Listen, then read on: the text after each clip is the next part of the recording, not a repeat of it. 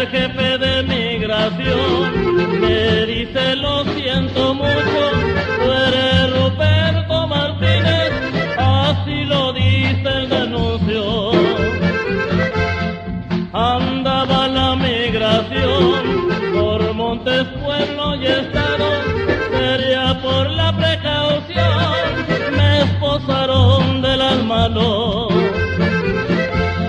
Luego que ya me esposaron, me llevaron a la corte, me preguntó el señor juez que si tenía pasaporte.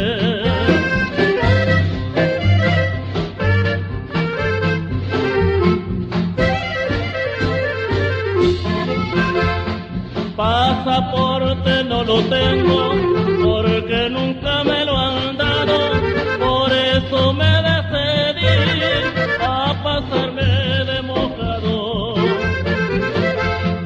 De la corte del Río me sacaron en avión, les pregunté a dónde vamos, me contestó al Corralón. Del Corralón me sacaron, me subieron en un barco con destino a Veracruz y desde allá hasta Irapuato.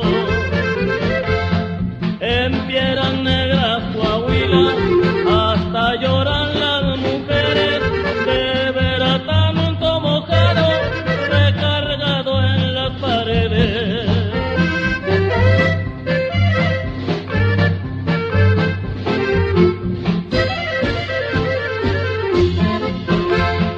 Esa cárcel de Iglepaz tiene 50 escalones donde bajan a los presos a dar sus declaraciones. Hay a los que son casados, se acuerdan de sus mujeres, se pasean como unos locos hablando con las paredes. Ya con esta me despido, les dije a los del jurado, no vuelvo a Estados Unidos a pasarme